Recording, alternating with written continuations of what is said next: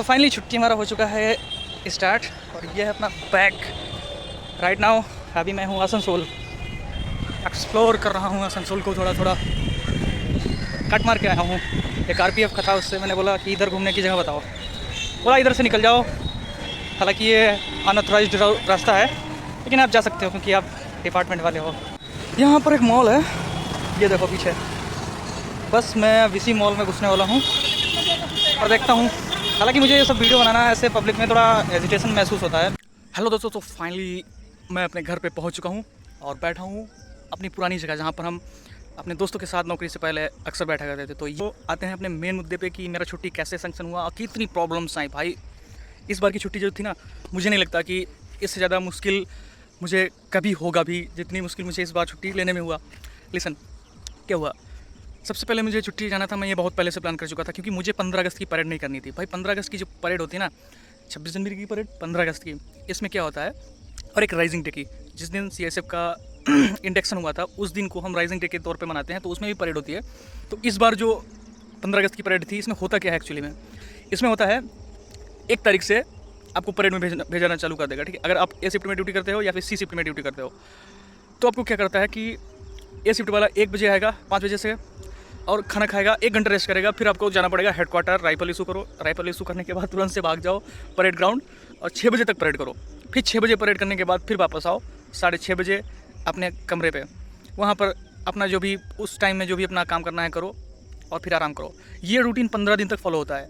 और 26 जनवरी तो इससे भी ज़्यादा हार्ड होती है। उसका रीज़न क्या होता है कि उसमें तो वो दिसंबर से ही चालू कर देते हैं, क्योंकि उनका मानना ये होता है कि अगर ये मतलब नया साल होता है ना, तो ये साले पिएंगे, दारू पिएंगे और फिर बवाल करेंगे। तो उसके चक्कर में जो ऑफिसर्स होते हैं ना, वो ऐसा करते हैं कि वो बोलते हैं ऐसा करो, इनको अभी से रगड़ना चालू कर दो। भाई तो 26 जनवरी की परेड मैंने एक बार की है, तो मैं पागल हो गया था।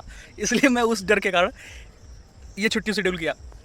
तो छुट्टी का जो प्रोसेस था वो मुश्किल क्यों था भाई, जब मैं अपने कंपनी कमांडर के पास गया, बोला कि मैडम मुझे छुट्टी चाहिए। बोला कब जाना है, मैंने डेट बताया कि मुझे अगस्त 1 से जाना है। उन्होंने बोला ठीक है, कितने दिन जाना है, मैंने बोला 13 दिन जाना है। और एक्चुअली मुझे 13 दिन नहीं, 13 ईएल जानी थी, और ईएल के साथ 2 सीसीएल और 2 वीकली ऑफ चाहिए थे मुझे, यानी कि 4 छुट्टी मुझे एक्स्ट्रा चाहिए थी, क्योंकि मैं उस तरीके से प्लान किया था।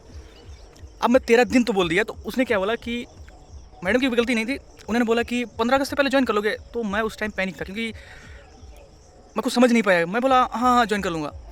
अब क्या हुआ, बाद में जैसे मैं उनके कैबिन से बाहर निकला, अब मेरा दिमाग सटक गया, यार ये क्या हुआ, मैं क्या बोल दिया। उसके बाद मैं सोचा अभी तो बात करना ठीक नहीं है, नेक्स्ट डे, क्योंकि उस टाइम मैडम का मूड थोड़ा सही नहीं था, गुस्से में थी कुछ कारण से, तो मैं तो कुछ बात नहीं किया। नेक्स्ट डे फिर मैं आया, बोला मैडम घर मेरा दूर है, तो मुझे 2 दिन तो आने जाने में लग जाएगा, तो मुझे 13 ईएल चाहिए। तो बोला 13 ईएल चाहिए, हाँ मैडम। अब उन्होंने क्या बोला कि जब लिस्ट होती है जिसमें कैलकुलेशन होता है कि कितना लोग छुट्टी पे है, कितना लोग कब आने वाला है, सब वही उसी को देखकर स्ट्रेंथ को बरकरार रखने के लिए ऐसा करते हैं। तो उन्होंने लिस्ट मंगाया, तो बोला कि ठीक है कर देना। मैं भाई बहुत खुश हो गया, मैं क्या अब तो सब क्लियर हो गया। अब क्या हुआ, जैसे ही मैंने ये चीज़ सुना, मैंने कब भरूँ, बोला कि भर देना। मैं गया और जल्दी में छुट्टी भर दिया। अब छुट्टी जैसे ही भरना चालू किया, मुझे बताया कि सीसीएल मिलने का जो तरीका होता है वो ये होता है कि अगर आपको अगस्त 1 से जाना है तो आपको सीसीएल नहीं मिलेगा। यार दिमाग ख़राब। मैं बोला साला 13 ईएल जाऊँगा, 2 सीसीएल नहीं मिलेगा, तो 13 में 1 वीकली ऑफ मिलेगा। इतना हुआ 14 दिन की छुट्टी। भाई क्या बोलूँ, दिमाग ख़राब हो गया। फिर मैं सबसे पूछ रहा हूँ जो सीनियर्स हैं कि यार कैसे होगा, क्या होगा, हो जाएगा कि नहीं होगा। सब साले उनको भी नहीं पता, वो भी वैसे ही बता रहे कि यार नहीं होगा, सीसीएल नहीं मिल पाएगा। फिर फाइनली मैं गया एक ऐसे इंसान के पास जिसको इस चीज़ के बारे में अच्छे से जानकारी थी। मैं बोला यार ऐसी बात है, बोला हो जाएगा यार, अगर आप आज छुट्टी जा रहे हो उससे पहले 1 महीने के अंदर आपने जीएच, वीकली ऑफ, इसमें ड्यूटी की हो। तो मैंने जुलाई में 2 जीएच के, मतलब 2 जीएच थी, एक सेकेंड सैटरडे और एक कोई जीएच थी, मुझे याद नहीं है, 6 तारीख और 11 तारीख को जुलाई में थी। बोला कि उस टाइम का जीएच तुमको अकाउंट मिल जाएगा, सीसीएल में चेंज हो जाएगा।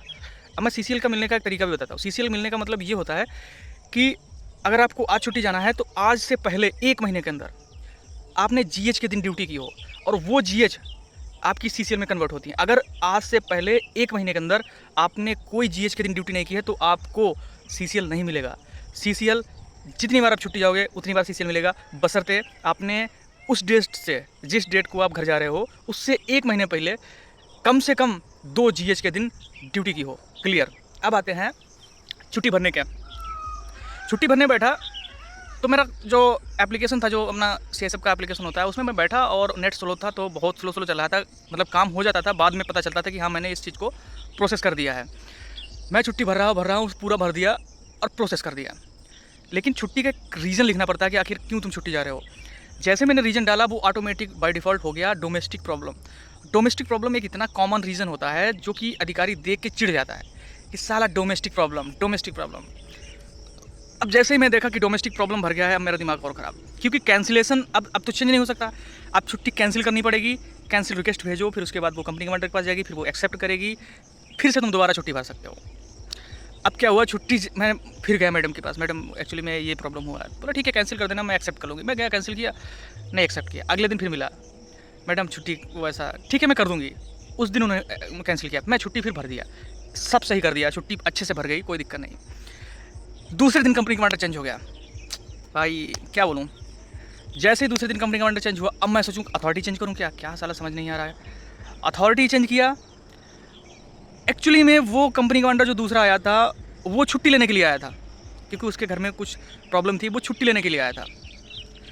अब वो छुट्टी लेके चला गया, एक दिन उसने चार्ज लिया और एक दिन में मैंने अथॉरिटी चेंज कर दी और एक दिन में छुट्टी लेके चला गया। अब फिर वही वाली मैडम आ गई, अब फिर से अथॉरिटी चेंज करना, फिर से अथॉरिटी चेंज करके फिर मैडम के पास भेजा। मैडम ने छुट्टी 30 तारीख को सेंक्शन की, फिर AC साहब के पास भेजी, AC साहब के पास भेजी, AC साहब ने भी शाम को सेंक्शन कर दी। तो इतना मुश्किल हुआ इस बार, मतलब ये बहुत ही शॉर्ट में बता दिया हूँ, वीडियो लंबा ना हो, लेकिन इसमें इससे भी ज़्यादा प्रॉब्लम्स हुई थी। तो यही सब था। और अभी से रहे अपने घर पे, थोड़ा सुकून है। जैसे जैसे दिन कम हो रहा है ना, वैसे वैसे थोड़ा तकलीफ हो रहा है। घर घर होता है यार, ठीक है। तो छुट्टी के बारे में, अगर छुट्टी भरना, भाई देखो सच बता रहा हूँ, छुट्टी भरना अपने में एक कोर्स है, बहन, सच में एक कोर्स है। मैं सोचता था छुट्टी भरना तो बहुत आसान है, click click click, GH BH है, भर दिया, हो गया। नहीं भाई, आपको उतना फ़ायदा नहीं मिल पाएगा, इतना आपको मिल सकता है। तो भाई छुट्टी भरने के लिए बहुत दिमाग लगाना चाहिए। अगर आप लोग भी छुट्टी भरने के बारे में जानना चाहते हैं तो मुझे कमेंट करना, मैं उस पर एक प्रॉपर वीडियो बनाऊंगा कि किस तरीके से छुट्टी भरना है, मैं पूरा डिटेल में बताऊंगा, ठीक है। तो वीडियो बहुत लंबा हो गया यार, मैं टॉपिक पर वीडियो बना ही नहीं पाया हूँ, यही बकवास करता रहा हूँ, ठीक है यार। इस वीडियो में इतना ही, ज़्यादा कुछ खींचने वाली बात थी नहीं। बाकी लाइक ज़रूर कर देना, ठीक है, वीडियो लाइक कर देना, ठीक है। Bye, love you, take care.